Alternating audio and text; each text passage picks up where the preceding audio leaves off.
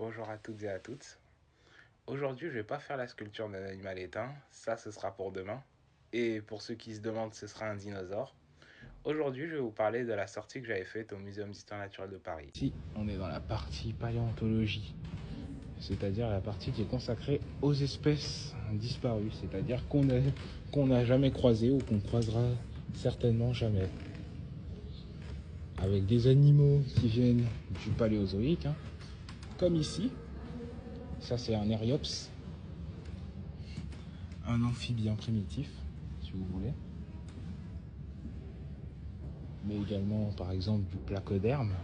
Ce sont des poissons avec des plaques osseuses, comme ici avec le Dunkleosteus. Mais également des animaux du Mésozoïque, comme par exemple les dinosaures. Ici avec Diplodocus et son prédateur, son potentiel prédateur, Allosaurus. Mais on a également des reptiles qui vivent en même temps, comme ici un crocodile du nom de Pelagosaurus, qui était marin, totalement adapté à la vie marine, enfin en partie adapté à la vie marine plutôt, et qui lui préférait les zones côtières.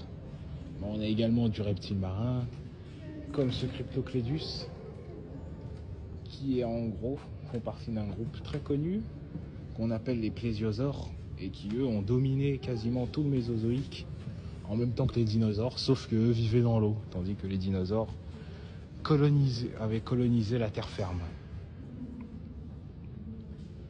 Mais on a également des animaux qui vivaient en même temps qu'eux, comme diverses espèces de poissons, mais aussi du mammifère. Oui, parce qu'en fait les mammifères existaient en même temps que les dinosaures. D'ailleurs, ils sont apparus au même moment, c'est-à-dire au Trias. Sauf que bon, au Mésozoïque, c'est un peu eux qui font la loi. Et ça, ils vont faire leur loi pendant 160 millions d'années, jusqu'à ce qu'ils s'éteignent il y a 66 millions d'années, à cause de plusieurs facteurs, notamment la chute d'un énorme astéroïde qui aurait eu lieu au Mexique. D'ailleurs, on a une preuve que cet astéroïde est tombé, parce qu'en fait, dans la région de Chicxulub, au Mexique, on a découvert dans les roches qui séparent le Paléogène du Crétacé, c'est-à-dire le Crétacé, c'est le Mésozoïque, et le Paléogène, c'est le début de ce qu'on appelle le Cénozoïque. On a découvert une pellicule d'iridium. Et l'iridium, c'est un métal qu'on trouve que sur Terre, enfin qu'on ne trouve pas sur Terre, pardon, mais qu'on trouve dans les météorites. Et ça veut dire qu'à un moment donné, un énorme caillou de l'espace est tombé. Mais c'est pas le seul facteur. On a aussi retrouvé dans les traps en Inde. On a ce qu'on appelle des traps. Et en fait, les traps, ça se traduit par des épisodes de volcanisme intense. Et on sait qu'à la fin du Crétacé, il y a eu du volcanisme. Et ça aussi, ça a joué. On peut aussi ajouter un changement climatique brutal, mais qui s'étend sur toute la planète, avec des hivers hyper longs et des nuits longues, ce qui fait que les plantes meurent, puisque plus de photosynthèse, les herbivores périssent, et les prédateurs qui se nourrissent des herbivores succombent, et au final, seules les petites espèces qui sont opportunistes et qui peuvent manger de tout s'en sortent. D'ailleurs, on imagine que les dinosaures ont tous vécu en même temps, sauf qu'en fait, les dinosaures, ils ont vécu pendant une période de temps tellement longue qu'en fait, il y a eu durant le Mésozoïque, on a eu deux extinctions majeures. Une qui s'est déroulée à la fin du Trias. Du coup, les dinosaures qui étaient présents au Trias disparaissent, et ceux du Jurassique, c'est-à-dire des espèces comme Diplodocus ou Allosaurus, vont prendre leur place et vont connaître un véritable essor, parce que justement, le Jurassique, on le surnomme parfois l'âge des dinosaures, et c'est pas pour rien, car c'est au Jurassique qu'ils vont se diversifier. Puis ensuite vient le Crétacé.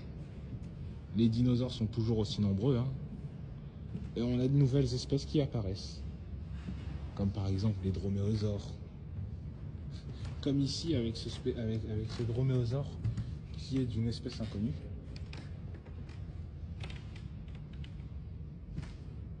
Et d'ailleurs, c'est aussi là, mais en fait au Jurassique, c'est aussi... Mais justement, certains dinosaures vont en profiter et évoluer pour conquérir une nouvelle niche.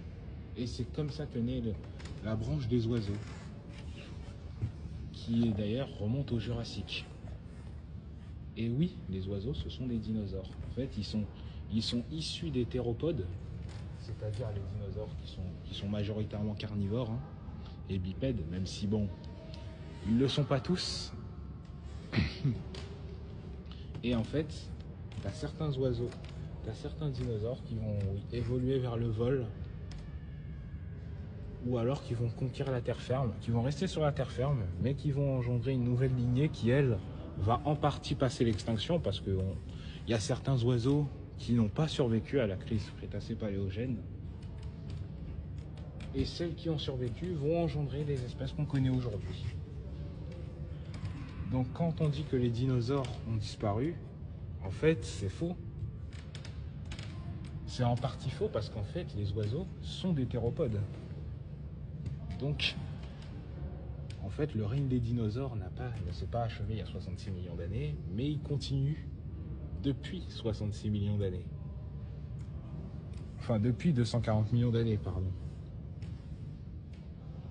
D'ailleurs chez les dinosaures on voit que ils se séparent en deux lignées, avec d'un côté les saurischiens, les dinosaures qui sont vulgairement appelés dinosaures à bassin de lézard, à cause de la configuration du bassin, avec le pubis et l'ischien qui sont parallèles. Et de l'autre, on